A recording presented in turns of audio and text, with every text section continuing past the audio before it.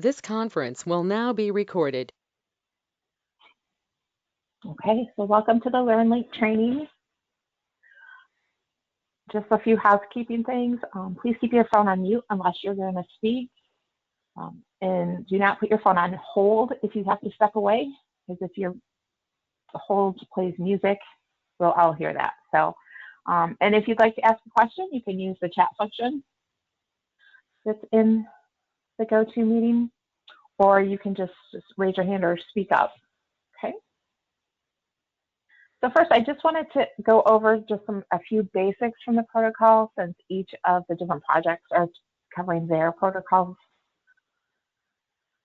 So the PI responsibilities for LEARN is to make sure that qualifications of the research staff are met, we have adequate resources, medical care of research participants, communication with IRB, compliance with study protocol, informed consent of research participants, records and reports, as well as safety reporting, which includes the assessment of serious adverse events. And the coordinator responsibilities are to ensure that the link users at the site are trained. So if there's anyone at your site that is not attending the training today, we want to make sure that you make sure that anybody at your site is trained. Okay, and you'll also be adding users to LURNLink and deactivating them when needed. You're also communications with the IRB is needed, as well as compliance with the study protocol, and to make sure that the informed consent of research participants is followed. So we do follow good clinical practice, and the GCP is an international ethical and scientific quality standard for designing, conducting, monitoring, reporting, auditing, analyzing, and reporting research trials that involve participation of human research subjects. The GCP guidelines and the Code of Federal Regulations will be used in the conduct of this clinical trial. And the purpose is to protect the human participants during clinical studies, obtain true informed consent, present results accurately in publications, and to safeguard participants' integrity and privacy. Okay, any questions before we get on to LURNLink?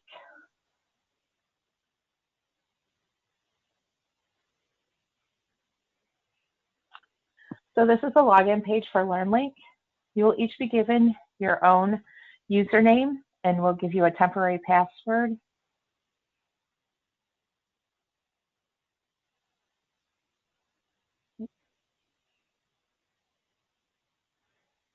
And the first time you log in, you'll be required to change your password. And also the first time that you log in, you'll be asked to set up a patient name key. So I have access to everybody's site here, so I can help you if you have issues. You'll just see your own your own site name. I'm going to go to a test site. So once you've logged in and you've changed your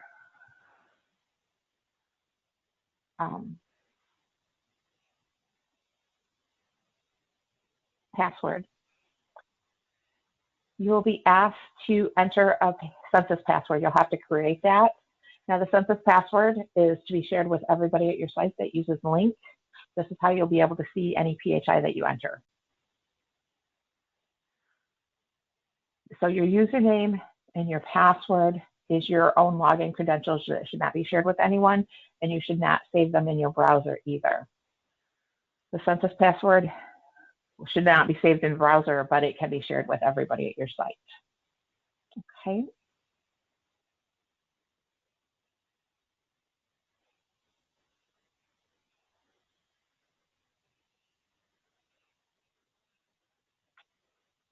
Any questions so far?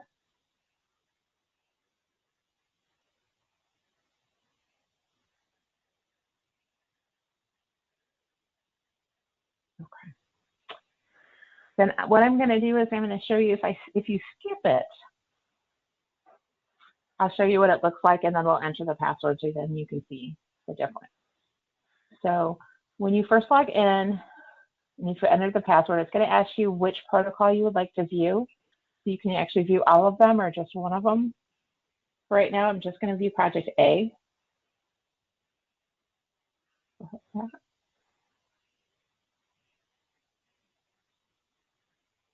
Okay, so here's the study website. You'll notice here the subject name in this list, all you see is just random numbers and letters. And that's the same thing you'll see on the census page. Under patient name is just randomness, as well as the medical record number, because these are two pieces that you can enter that only your site's able to see by using the patient name or the census password. So what I'm going to do now is come over here up to the top right-hand corner where it says enter census password. So if you don't enter it when you first log in, you can enter it later. Click on that. And let me share screen.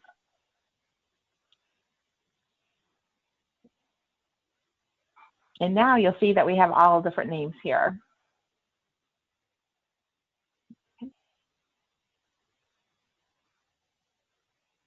And if we go to the fill,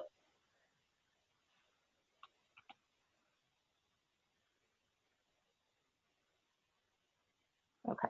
So this is what it's going to look like when you first log in.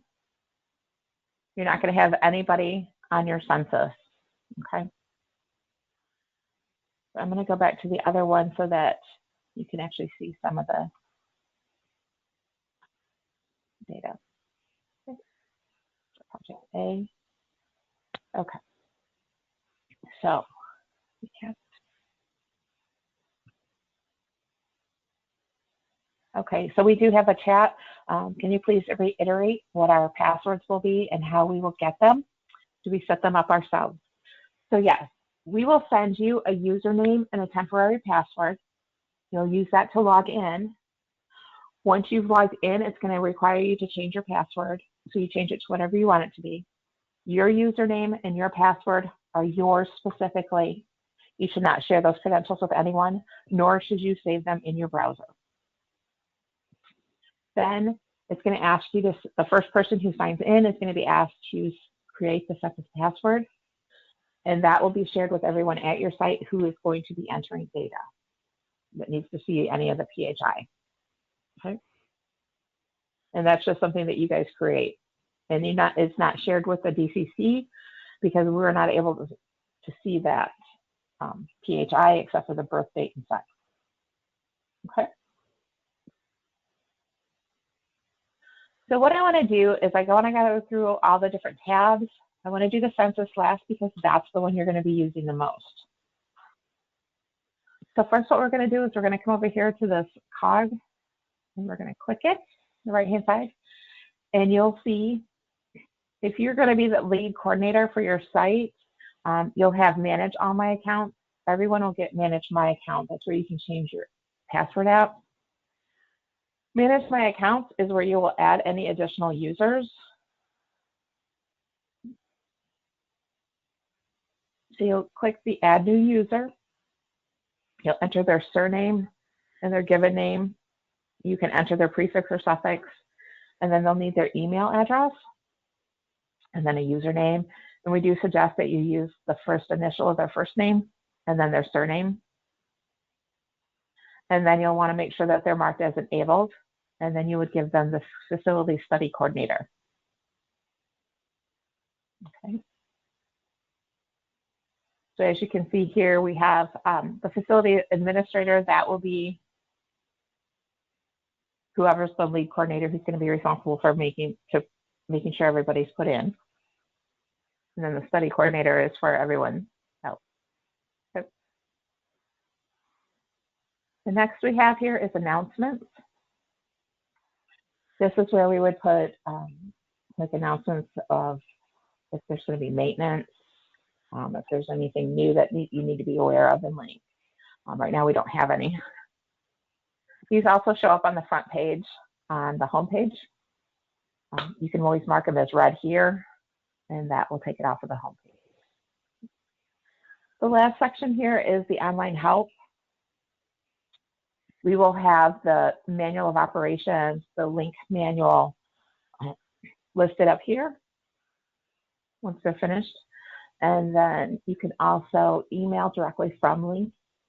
You just need to put in your email address, what the subject is, and then what your question or comment is, and hit send. And this will go directly to the Learn Help desk as well as to myself. And then it also has the key to icons. So if there's any icon that you see in LURNLink and you're not sure what it is, you can come to this page and it'll tell you what it stands for. Okay. Any questions so far? Oh. Yes, the LearnLink manual will be available on this website as well as the study website. So PIs don't generally get put into LURNLink because they generally don't do the data entry. If they are going to be doing data entry, then yes, you definitely would have to give them their own login. Okay.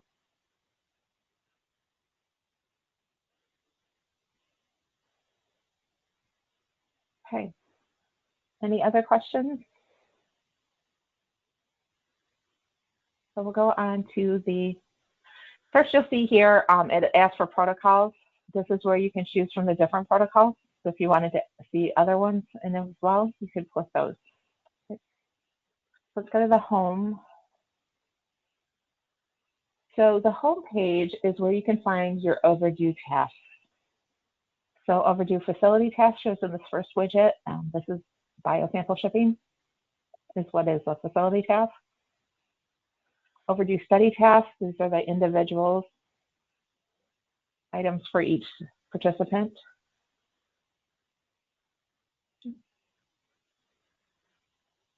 And then we have an incomplete study end. So if you filled out a termination report for someone and it's not, you haven't completed it, it'll show up on this list until it's completed.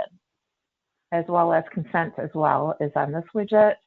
And so if you started to put consent in and you didn't finish the document, then it'll show up here. Okay. And this is where the announcements are, if there are any. You notice each widget has a little negative sign up in the top corner. If you click that, it'll actually close that widget. Open it. We have the little 4 arrows. If you click that, it'll take the widget to the full page. Click it again, and it'll take it back down to the normal size. And this is the little arrow up is another way to close the widget. Open it back up. Each column, you'll notice when you hover over the title, it's got a little line under it. You can sort by those columns. So anyone that has a line under it, you can sort by. Before you went there, Melissa, yeah. why can't you always see the subject ID? That seems like we're chasing it, and how do you know you're entering the right data on the right person if you don't see it? Now I see it, but what did you do to show it? Oh, you know what? For some reason, I'm not sure why there's no study ID here for this person. I know, that's so confusing. Yeah, I think maybe this one, I'll have to look, we'll have to look at the census. Let's see. I don't, and that could just be something that they were doing when they were testing the site. So that could be why. But yeah, you will see anyone that is active will have a study ID and it will show in here. Okay. Like I said, I'm not sure why that's like a glitch in this site, but it's just for this site for testing purposes. Okay. So I just basically resorted it and then we got the numbers at the top. Yeah. So you will always have the subject ID that will always show. Mm-hmm. So yeah, so as you can see, you can do that. Another way that you can sort is on this line here. It looks like it's got a little funnel. If you click on that, it'll show you all the options that are in that column. And then, so say we want to see all the baseline assessments. And then that gives it here. Okay. Just a nice way to be able to clear things so you can see just certain tasks. So let's go ahead and we can just hit the X to clear that. And so you do have this available on each of these columns. And most of the tables throughout LURNLink will have these options for you to be able to search and sort. Now, one nice thing on this page for the overdue tasks, so it'll say, oh, here's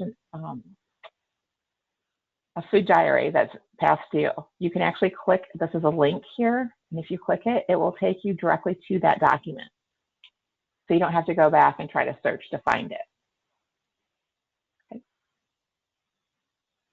So again, this is the home page. This is the page you'll normally land on. So you can see at a glance like what is past due and what needs to be completed. Another way to see the tasks, all tasks, is to click on the tasks page. And this lists every task for every participant that's coming up, okay? So if it's within the next 30 days or 90 days, it's another way you can sort here. So if we wanted to see what's due in 30 days, so it'll show us what's due in the next 30 days plus anything that's past due. I think it's already sorted to that. This table does have a few extras. You can show or hide the filter row. Let's close that. Open it back up. You can reset any filters or sort that you did instead of having to go back through each column and do it. You can just click here. You can print this document out. You can export it to Excel. You can collapse all. So all you see is just the title of what the document is, or you can expand all so that you can actually get the link. Okay. So this again is the site overall tasks that need to be completed. When we get to the census, we'll go through each site or each participant's individual task list. Facilities tasks, this is where you'll do your shipping. And once we enter a few people, we'll come back to this one so that I can show you how to do the shipping. The next page is the material management. This is new. This was not available in Learn 1. This has a list of every biosample that's been entered into LURNLink. So if you say you have a label or a biosample with just a label and you don't know who it belongs to, you can actually come here, enter the barcode, and it'll show up for you. So let's do.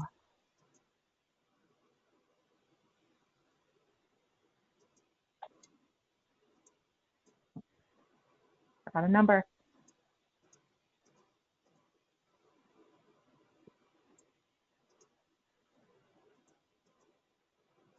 Okay, and so it'll show up right here. So then you say, oh, okay, so this is for participant 3505. Okay, let's go ahead and set that filter. Or when we have a discrepancy between what the repository is saying compared to what you guys have, we send you a query. This is an easy way to look it up to see exactly what you put into LURNLink. And you'll also be able to see over here a change history. If you click on that, it'll show you exactly what's happened with it. So this one so far, the sample's only been collected. It hasn't been shipped anywhere. And all of these is marked as collected, none marked as shipped. So you won't be able to see that yet. Okay. So any questions?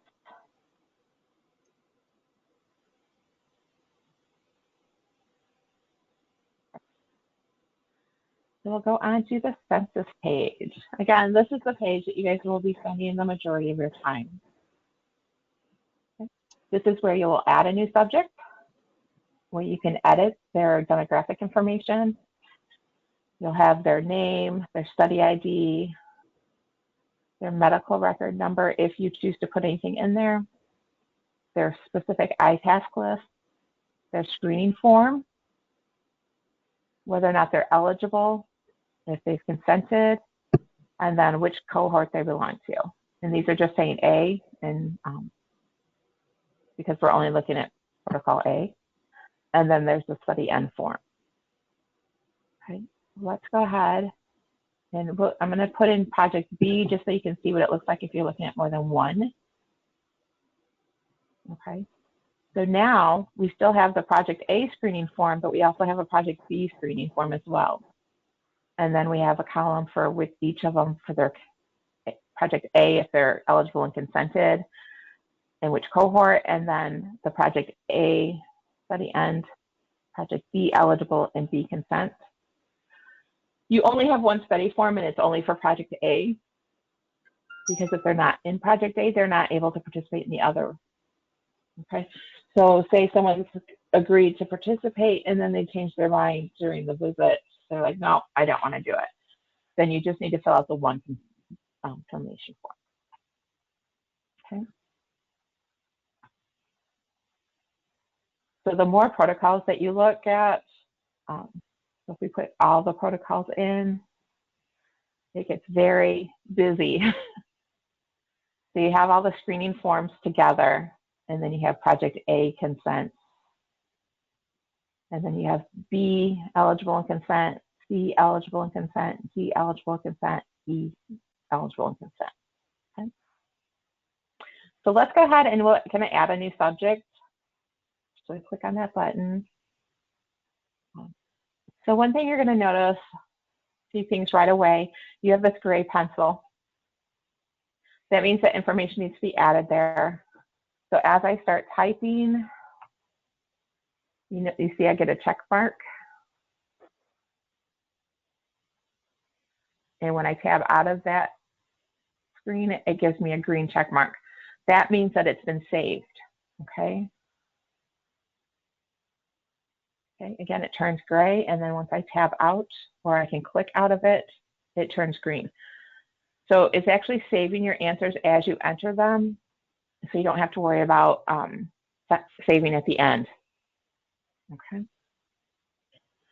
Again, medical record number or other identifier, it's optional. Even the first name and last name is optional. It's what your site decides to put in. Again, these are only visible if you use the census name key, so the DCC is not able to see this information. Put some random numbers in. The birth date, we have this little exclamation or star. That means that it's required. So let's give them a birth date of today. That will make them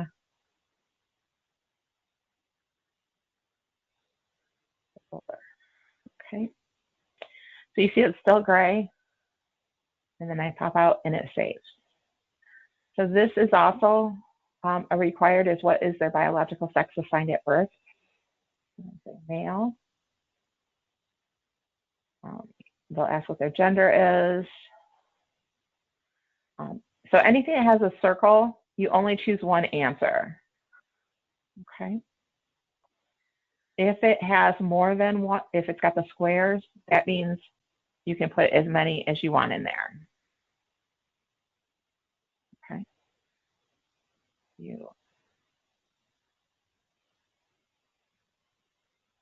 Okay. So another way to turn this green without getting out of the question is you can just click on the check mark and it'll save it that way as well. Okay. So then to close the form, you just click Save Changes. And now you'll see that our new person we just added is along the bottom here, and it's highlighted in yellow. So you can go back in if you're like, oh, I need to change something on the initial form. You can click the green pencil, and it will take you right back to this form, and you can make any changes you need to.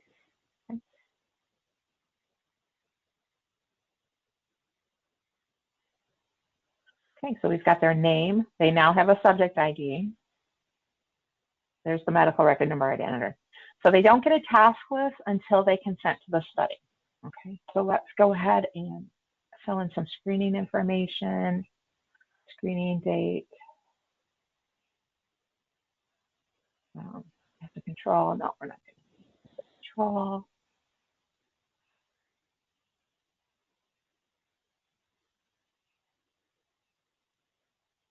Yes. So because we put the birth date in already, this automatically filled this question about if they're 18 years or older. You'll notice that there's a that's a green square with a line in it. That means that this question doesn't need to be answered, okay? And that you can answer it because it'll just give you the little red circle, the line through it.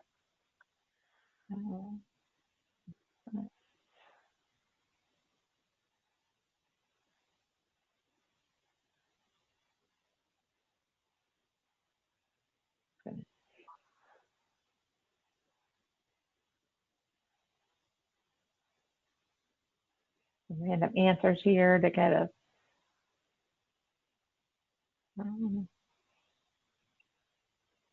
no.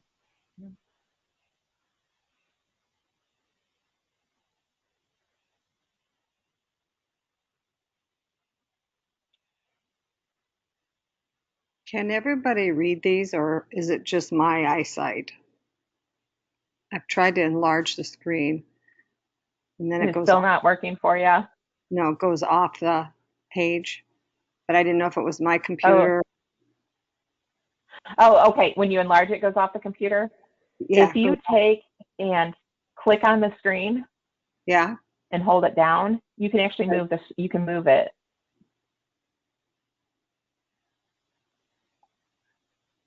But if I try to go to the right, it cuts off what I want to see on the left. Oh wait, that's a little better. Yeah. Current Okay. chemotherapy or cancer. Huh. Yeah, these are just these are the exclusion criteria that I'm going through now. So someone did ask if the subject ID auto-populates. Oh, does somebody have a question? Oh, it's Brenda. I just was going to say, Mary, do you have all the participants up on the top still? Because when I got rid of that, I could raise at the top, I can raise the screen up. It's still small, but it's better if you get rid of all the participants. And no, I haven't. So how do I get rid of them? There. If you go up to the top where it says View Everyone. Yeah. If you click on that, and then Hide Everyone. Hide everyone. Oh, big difference. Thank you. Thank you. Thank you. Oh, good. Okay. Thank you, Brenda, for that tip. Yeah, no problem. Yeah. Okay. So the subject IDs are automatically populated. When you enter somebody, it automatically populates. And the numbers are continuous throughout all sites. So you may not have everything. They're not going to go directly, in order. You'll notice that it'll skip a couple, and that's just because someone's been entered at another site. So each user ID. How did that work in Learn One if you had two people recruiting? Was that any problem with the biosamples or anything like that? No, because everybody, the system automatically assigns the numbers and there's no duplicates. Okay. Yep.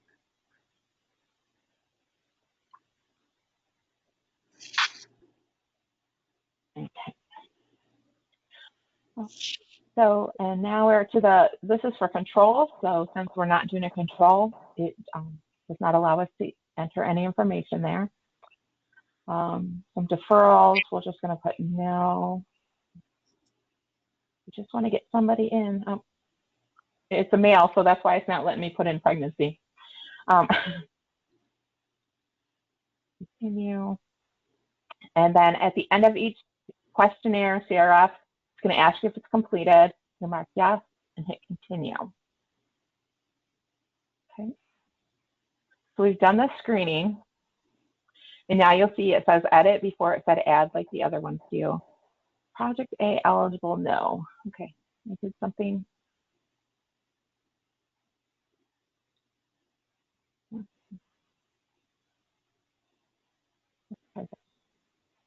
Oh, I skipped a question. That's what happened. And you'll notice now I have a check mark before it didn't, and then save this. Another thing too, and I didn't show you this, is that we have a project bar for each page, so it tells you how much of that page has been entered. If I would have looked at it before, I would have noticed that I missed a question. Okay, so now let's go back to the census that I've answered that. Still telling me no. Okay. Well, what I'm going to do then is I'm going to go up to the one above it. Actually, let's do, let's see why.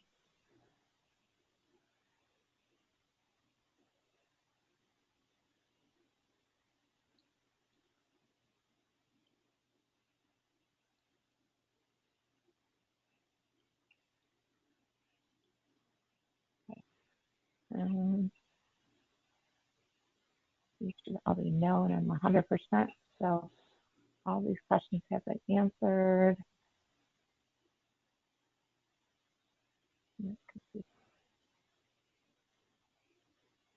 All right, I'm not sure why it's doing that, so we'll go back up to this one. So this person has been consented into all the study. So this is their specific iTask. And you'll see their name, which these are testing names, so that's why they're like dates and things like that. But you'll see their subject ID as well as their name. If they have a medical record number or anything in that, you'll see that. We'll have the sex and the date of birth.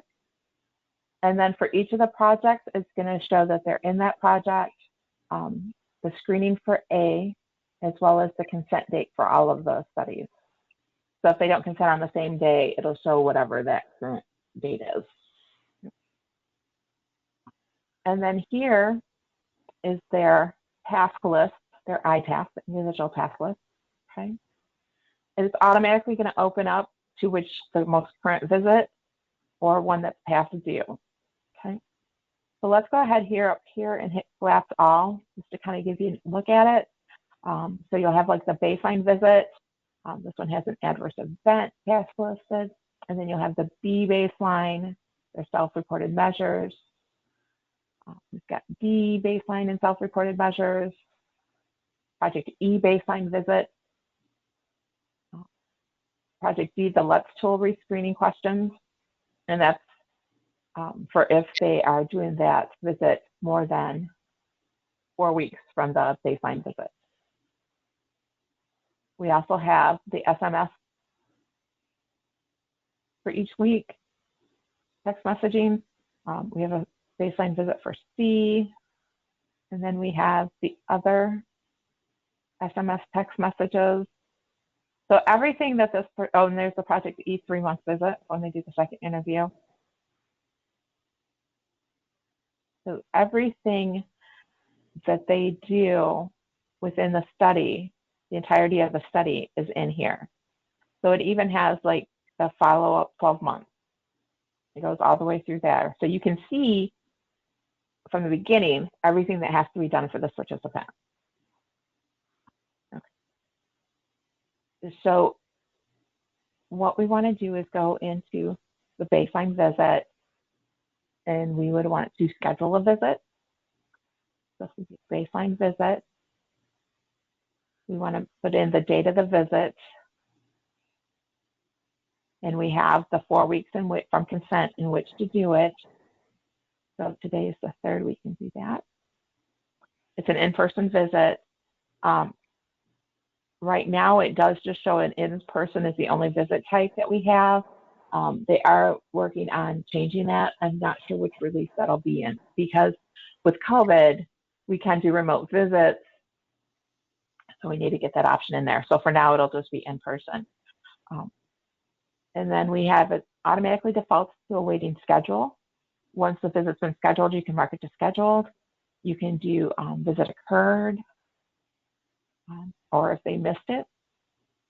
And then participants do consent for study. Visit occurred. We'll hit save.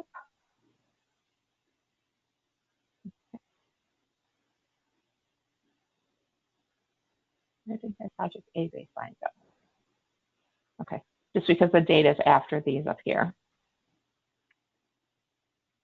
So then we have here, we have the baseline assessment questionnaire. Again, you just want to go in and enter the information. It has it along the side here also, like the different pages. I'm actually just going to go down to the questionnaire complete and mark it as yes, so you can see what it looks like. Once you've completed it, it just says complete here.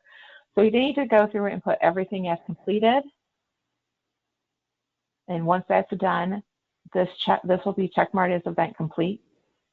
The system will automatically do that for you. Okay.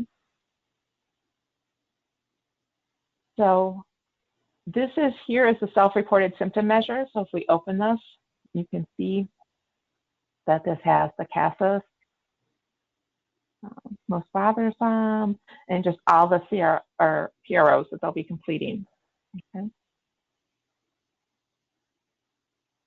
So to give that to them, we have this little yellow envelope. So these are supposed to automatically be sent to them once it's been entered, the visit's been entered into the system.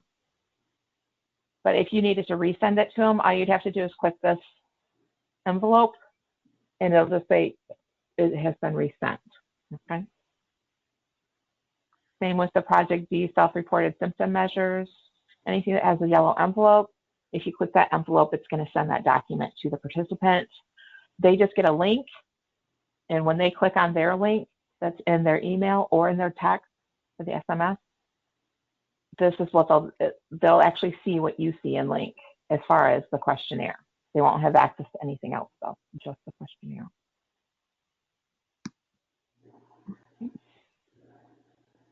Any questions so far?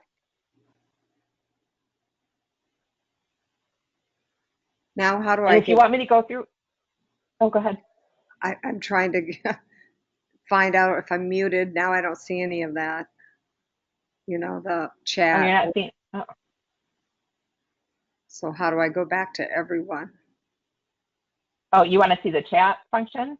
Yeah, and then my microphone.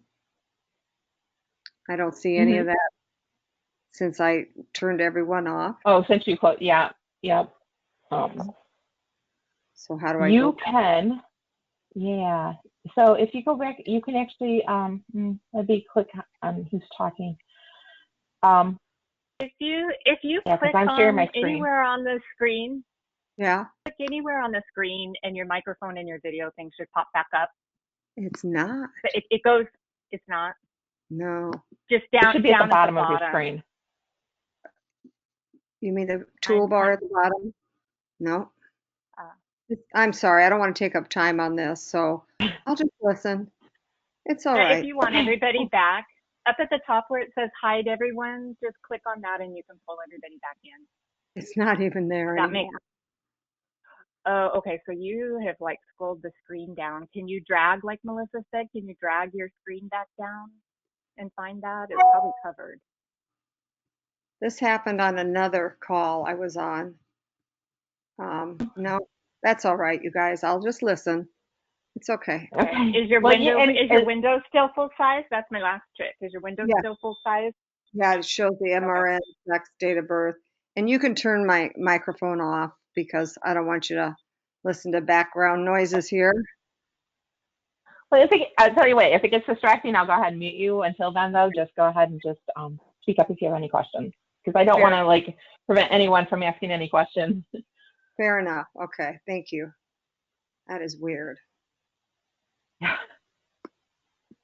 Okay, so now we want, what I'm going to take off the project, the other project. Okay, so now, since we're only viewing project A, while we still see that they can send it to the other studies, they're kind of like grayed out to tell you that you're not going to see any of that information over here. Because now on the task list, all we see is just project A. I thought the weekly SNS or PROs was just one question, and if they answered yes, then they answered a couple more questions. But it looked like they have to answer one question. So the self-reported symptom measures, the PROs, this is just a one-time thing. So they answer all of those PROs. The SMS, go ahead. Weekly? No, just once. Oh, okay. Okay. Yeah, the PROs are just once. It's the weekly SMS messages. So what they'll do is they get this, and the question is over the past week, have you had any urinary bladder symptoms change? Or have you started or stopped at any new treatment? If they click no, they're done. That's all they have to do. Okay, they would hit continue and then say, yes, I'm complete. Okay. So yeah, the SMS is where they have one question. If they mark yes, then they'll have more questions, but if they mark no, they're done. Okay. And then this is 6 weeks post initiation of any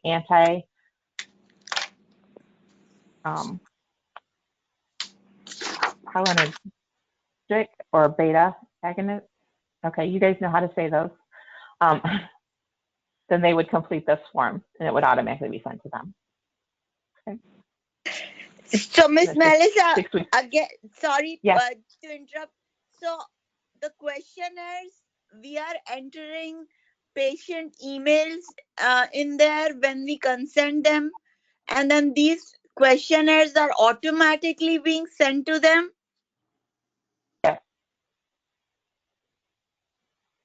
And even Yes. the SMSs. So we are entering their phone number too, right? Yes. Yep. Because so what you have to do. Go ahead. Go ahead. No, go ahead. Miss Melissa, because I just want to make sure, because in Learn One, we weren't entering any email ID.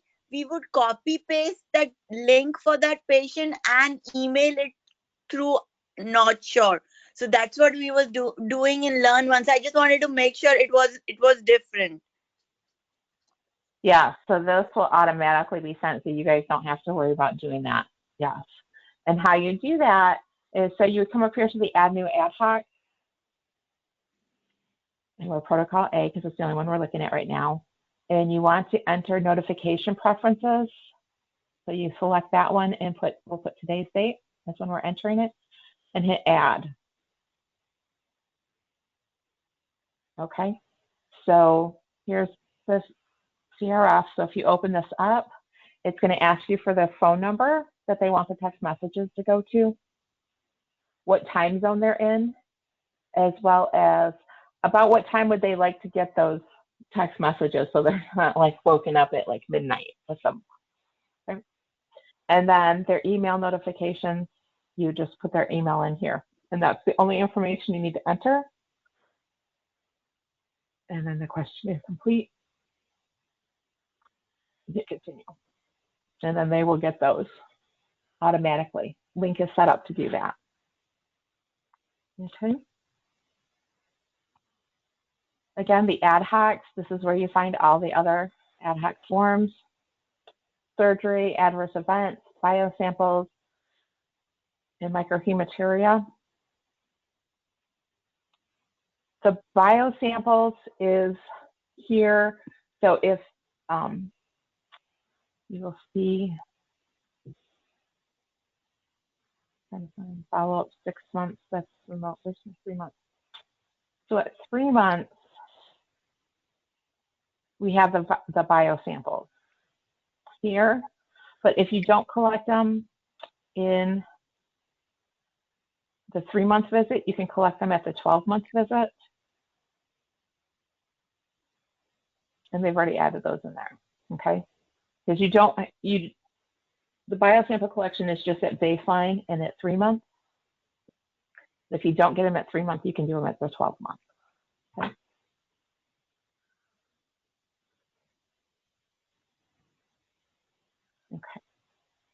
Okay. So one thing I wanted to go over next is the biosample collection. So we have the biosamples,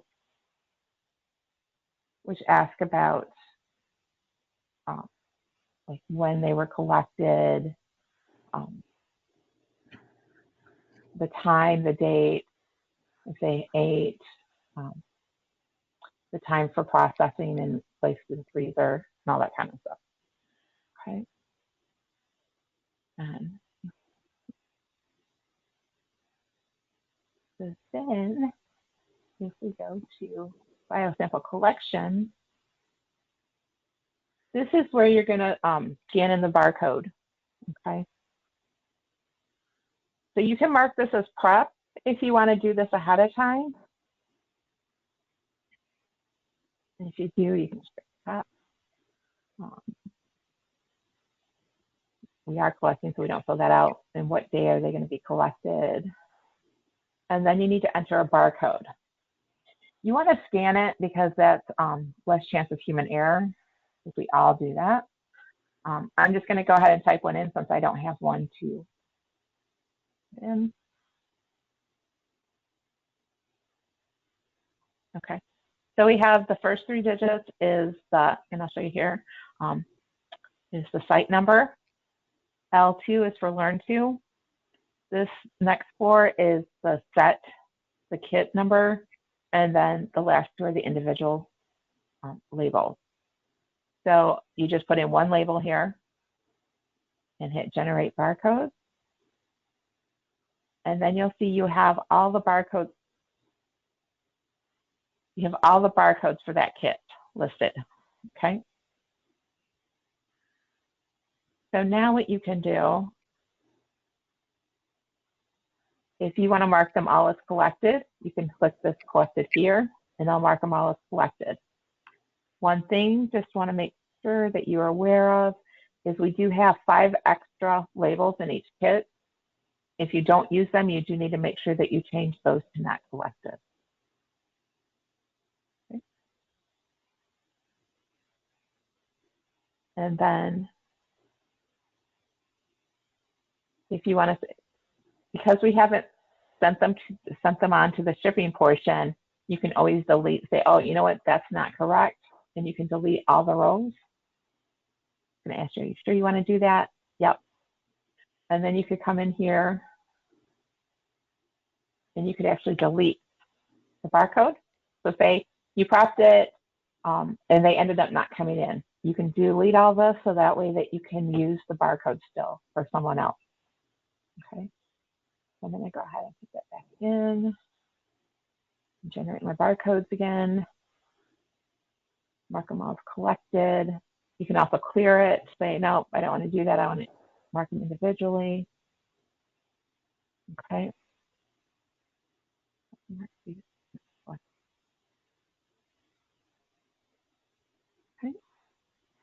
All right, so now that I know that I've got everything correct, everything's marked as collected that was collected, I can go ahead and hit continue. And this last page, it has send to shipping. Once you use this button, you're not able to go back and make any changes to the label worksheet on the previous page. So you want to make sure before you send to shipping that everything is correct. Now, if you don't collect any, you still need to come to this page and hit send to shipping because that just completes the task, okay? So this is the one form that does not say the last question is not as if the questionnaire is completed. Instead, it just says send to shipping, which is basically the same thing, okay? We're gonna go ahead and send to shipping. And again, it reminds you that they're able to ship them now, but the labels cannot be edited. You would have to contact the DCC in order for those to be edited, okay? Let's see. I have a question here in chat. During Project A training, the PI mentioned that LUTs would be an epic note, so we will just need to copy their LUTs answers here. Yeah, you would just need to put their LUTs answers in. And there is the LUTs tool 1 month recall. Okay. And you'll notice that a couple of these questions, actually there's 3 of them that have been answered already. These were done at the screening. These are the 3 that were marked at screening, so you don't need to go back in and answer these questions again. You will need to put in the bother though, okay?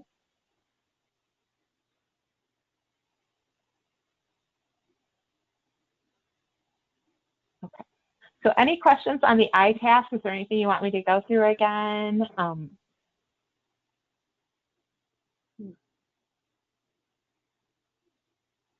And I know until you get in there, you may not have as many questions, but definitely once you go live and you start entering information, if you have questions, feel free to just email me or email learn-admin@arborresearch.org, and we will answer your questions.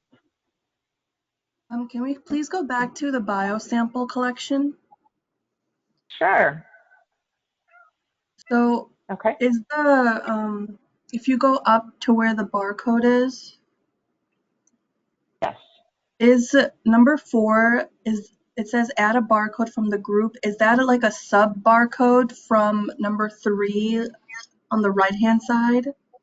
So this is like the barcode group, and then we'll just pick any barcode and put in number 4, and then like from that kit, all the other barcodes will be generated automatically?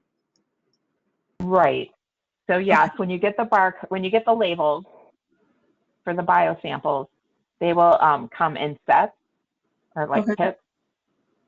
And then, yeah, when you'll just scan, a lot of people just scan the first one, but you can scan any of those, any of the Oh, barcodes in that kit, and it'll populate the whole kit down here. gotcha. Okay. Yep. Thank Yep. you. And if you use one that's already been used before, it will tell you. So, Oh, yeah, and if you're like, wait, I don't have a record of using that before, again, you can come right here to the materials management. and then what if Okay, wait, what the did I? patient is able to give us 5 mils of urine instead of 10 mils? Like, I'm just making the numbers up. So would we say, would you rather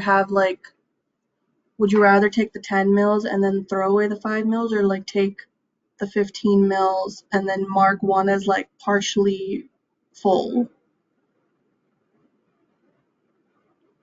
That's a really good question. Okay. When would they do Um, that? Why I'm would sorry, you Mary? why would you have 2 samples then? Well, if the patient gave like 15 mils of urine and learn they need us to collect 20 mils of urine, would Oh, they okay. rather just have like a full 10 mil tube and then like one full tube, or will they accept like a half a tube?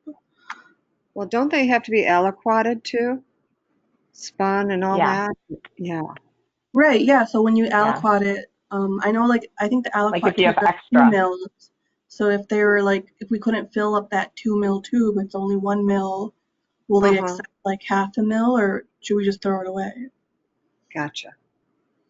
I think someone should ask the biomarker group, because obviously we had this happen in Learn 1, and it came down to just prioritizing what they wanted. So when you do the aliquots and all of that, it's like, okay, make sure you get this, make sure you get this. Maybe you can get by with 2 of this, but make sure you have 1 of that. So getting enough urine was an issue, and it's something that I have in the mood, Melissa. This isn't LearnLink Training, but the question about, do we need to do a midstream catch in this, since we're not doing cultures? Because if we can do a clean catch and skip the midstream, we should ensure, I mean, that will give us much more urine in this study, and we will not have as many problems with not having enough. So semi-related, it's a question that needs to be resolved out there. But yeah, somebody should in the mood, like if we don't get enough urine, prioritize what they want done for the biomarkers. I just don't remember what the answer to that was from the last study, but that's how we did it. Yeah. And I thought Victor had answered that question about the clean catch, but I'll double check that because I don't have the new open right now. And then I will verify about what to do if you don't have a full sample, you only have a partial sample. So the question is, can we get rid of midstream? Yeah. And yeah, so it's still Yeah. in the move it. Yeah, thank you. Thank you. The other item that we did is the blood spot collection. And you actually would do it the same way as far as marking if it's been prepped or not, the barcode grid. It is going to be a little bit different than what it shows here. They're still finishing that up, and you're actually going to have a second column that says, other than the used column, she marked it up for me. Let me see if I can get it here for you real quick. So I do want you to see what it's going to look like, because we need to mark whether or not it's a good sample or not. Melissa, related to this, on your on the material supply list, you need to have 2 Lancets, 2 Band-Aids, 2 la for everybody. If we're mailing them out and we're asking them if they don't get a good sample to do it again, you just need to double everything. Not a big thing, but it should be 2, not 1. Yeah. Okay. So this is what it's going to look like. So you'll have the barcode, and it'll tell you it's a dried blood spot, and then it's going to ask you if it's not collected or the label is discarded, collected, or discarded at facility. And then you're going to have another column where you're going to mark whether it's a good, medium, or empty or bad spot, okay?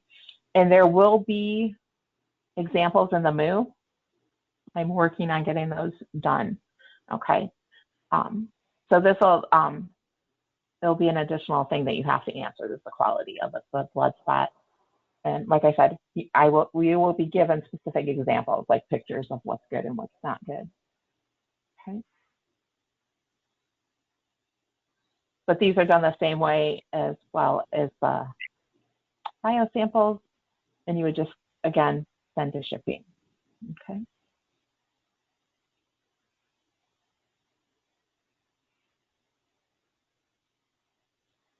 Okay. Any other questions?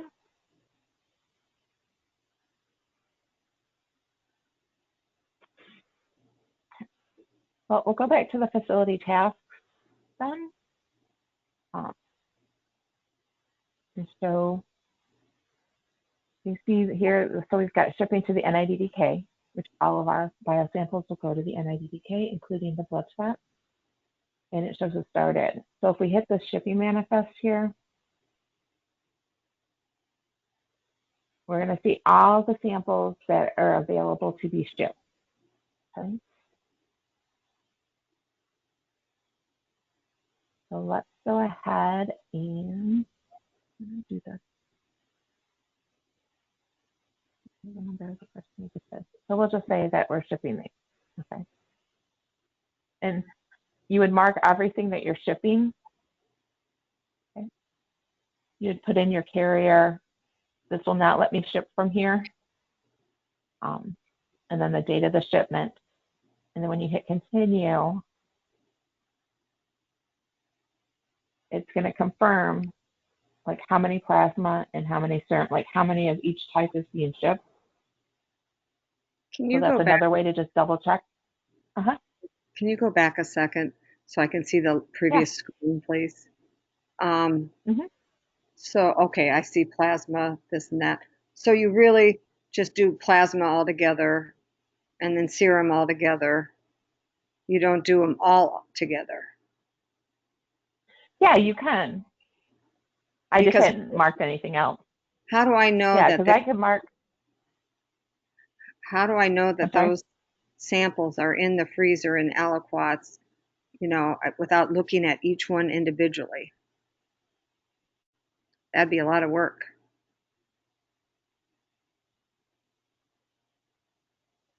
Yeah. So because this is what's on here is what you marked on the biosample collection form. Right. Okay. So what you're entering in here,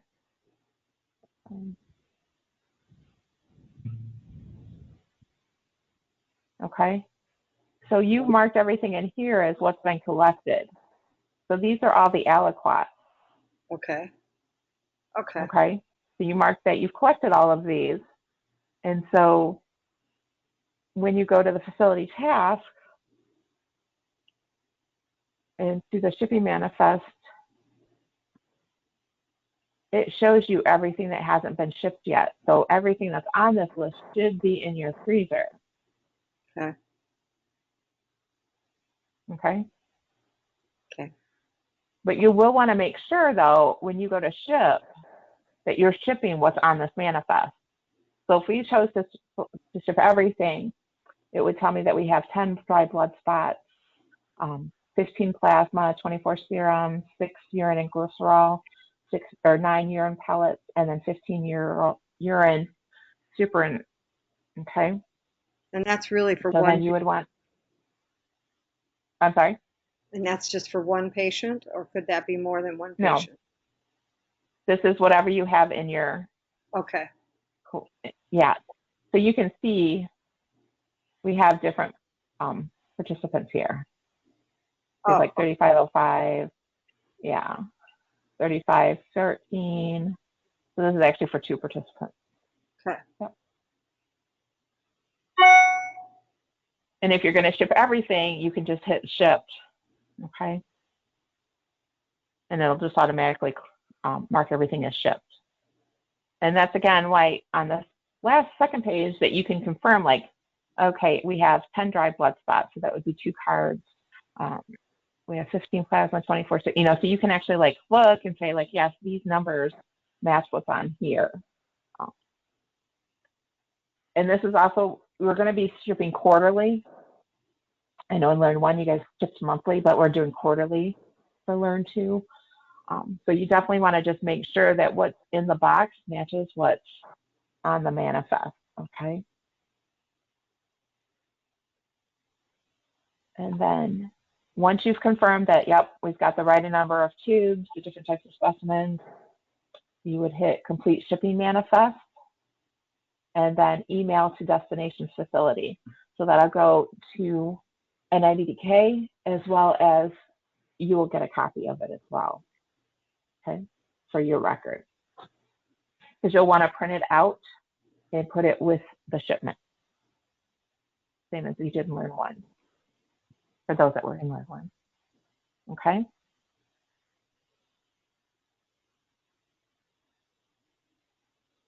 And you could also print from here where it says print. You can print all pages or just this current page. And so this is the manifest, so you can actually print this out and put it in the box. Okay. Any other questions regarding shipping?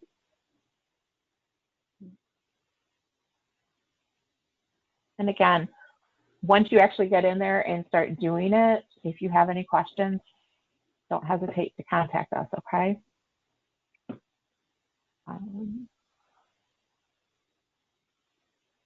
Also in the CRF, the printing is the same as it was on that page, the manifest.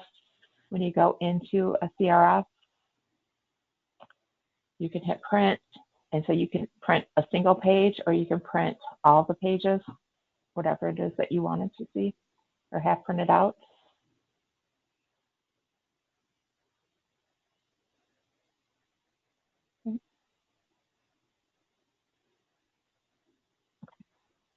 So that is LearnLink.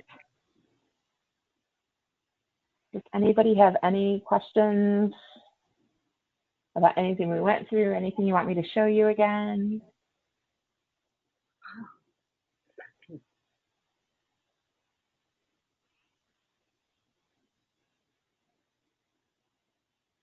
Okay. Again, like I said, we go live on Monday. So anyone that has SIRB approval will be able to go live. So anybody that has submitted to SIRB should be getting approval shortly, as long as your consent forms are all good. Okay. And don't we have to wait till you send us all the updates so that I guess if we have SIRB approval, you sent them to the E&I, right? Yeah. So I sent the amendment to E&I. They've approved it, and so anybody that had submitted to E&I, prior to the amendment, they were holding off doing approvals until after the amendment was approved, so you don't have to resubmit to them.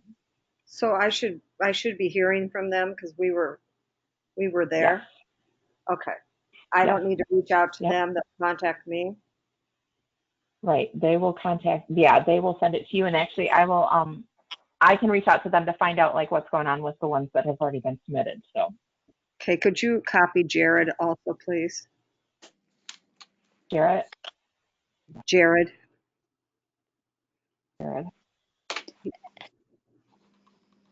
And me, of course. Yeah. So Miss Melissa, I had a quick question. So we got the protocol approved, right? So we have a new amended protocol. So did that affect only Project A consent form? Yes. So, ma'am, do you do we know what changed in the protocol? A consent form, do we know? Do we have like a tracking thing? Oh, you know what? I did not send out the tracked version of that, of the changes for that. Yes, ma'am, because that's all is remaining. Send that out. Yes, that would be great. So, for sure, it's only Project A consent form that I have to resubmit, right? Right. Okay. Thank you. And it wasn't a lot that changed in it, but yeah, I will send out the track changes versions to everybody, so you have that. Yes, Miss Melissa, one more thing. I submitted another screening telephone script, but is it to the SRB? But do we have to stick to what the Learn is saying, or we can change our own?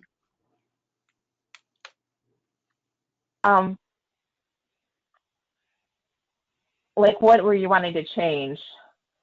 I just changed a little bit, but now I think the Learn remote looks much better. So I don't know. I'm going to decide between the two. Okay. Oh, okay. I see what you're saying. Yeah. I mean, no, you want to make sure the content is the same. Okay. Because even like when you go through it, you know, you're not going to, some people aren't going to say word for word what's written there. Yes. Because that was, sometimes it just doesn't work that way. I know when I do a script, half the time I don't follow it word for word. So, yeah, that's just normal. But yeah, we basically are telling the IRB like what we expect everybody to say. So yeah, if any of the supplement, like the screening form or anything like that, changes, you would need to submit it.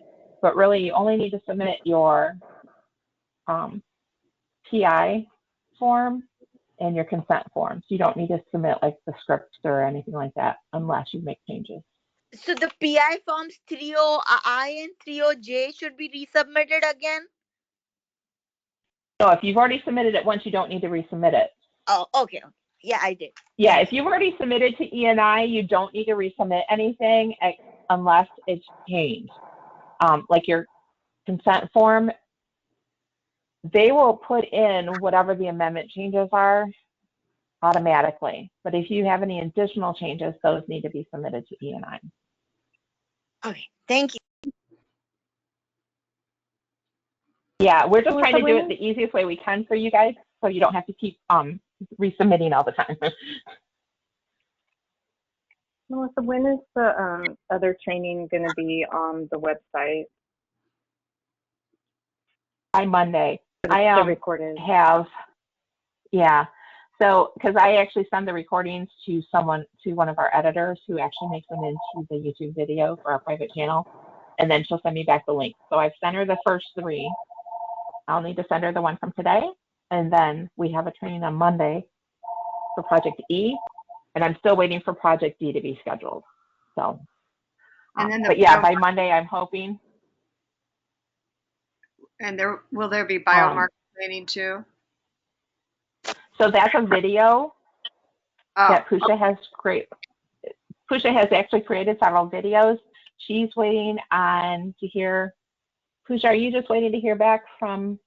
Yeah, so I created all the institution? videos except the dried blood spot, which I'm chickening out because I have to stick myself, but I'll do that today. So the thing is, marketing department, I've been trying to call them from Monday. Nobody picks up my phone I have called Monday, Tuesday, Wednesday, Thursday. So I today wrote a nasty email. It seems even though they're demo videos, they have to approve it to go on YouTube. So. Okay.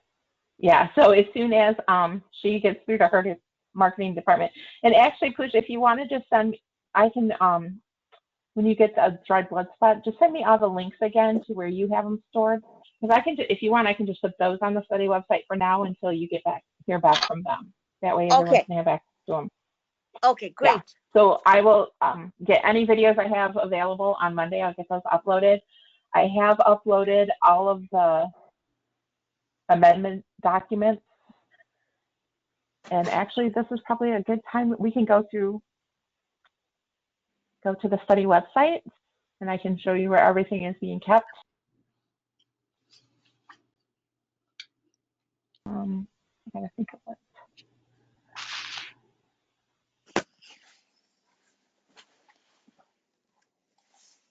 Okay, so when you log into the study website, you're going to be taken to the calendar. If you come along the left-hand side down to documents, current working documents, all the training resources will be put in here. I've put in the things already from the training A. B doesn't have anything yet. So as we get things done, the videos and stuff, they'll all go in here into the training resources. The SIRB approved documents, the older documents are the ones that we're no longer using. These are your IRB submission documents. So these are the documents, if you have not yet submitted to E&I, these are the documents you need to complete. Instructions and process documents, so the abnormal test letter, dried blood spot collection instructions, and so on. It's listed here. Your recruitment materials, and I have provided the Word versions as well. So if you needed a Word version of a document, you can put like your site-specific information. Do that. Protocol appendices. These are all the current ones, because we did have a few that changed. And then we have the consent forms, as well as the Word versions. We have this is the overall study approval letter. So I put that on there because some IRBs like to see that as well. Okay. And then if you go to, okay, so these are manuscript information. If you go to Learn 2 Protocol, go to V1.6, we've got the appendices and the protocol. And what I haven't added, go ahead. Somebody have a question? Yeah, well, you already posted them then, so that's good. Yeah, I posted them last night. Okay, okay. I didn't expect Yeah, them. I know, but I'm going to do that. I did not put the summary of changes on there, so I want to do that. Okay, so now under V1.6, you've got the protocol, the appendices, as well as the summary of changes. Awesome. Okay. So yeah, so this is all on the website now. Okay.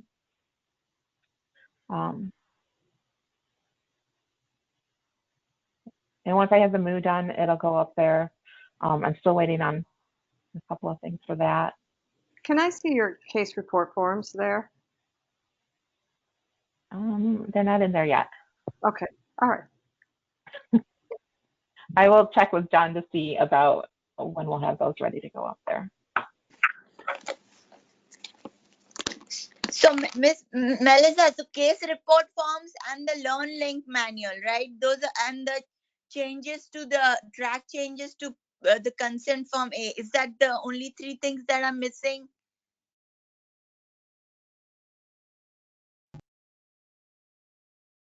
Yeah, it sounds like, I think so. Yeah, because when the MOO's ready, I'll put the MOO in as well as the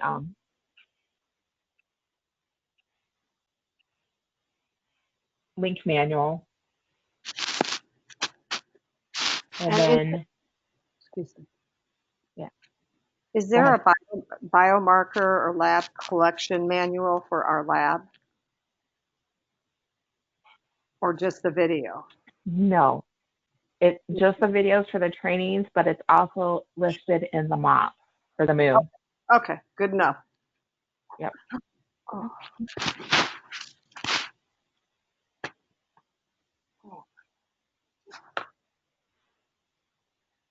Okay.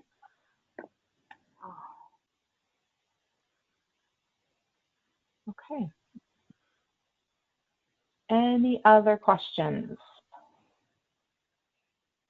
Not at the moment. Okay. Well, like I said, again, if you guys have any questions, feel free to email us at the learn-admin@arborresearch.org, and we'll be happy to answer any questions that you have. Okay. At the Learn Admin, Melissa, did you say? Yes.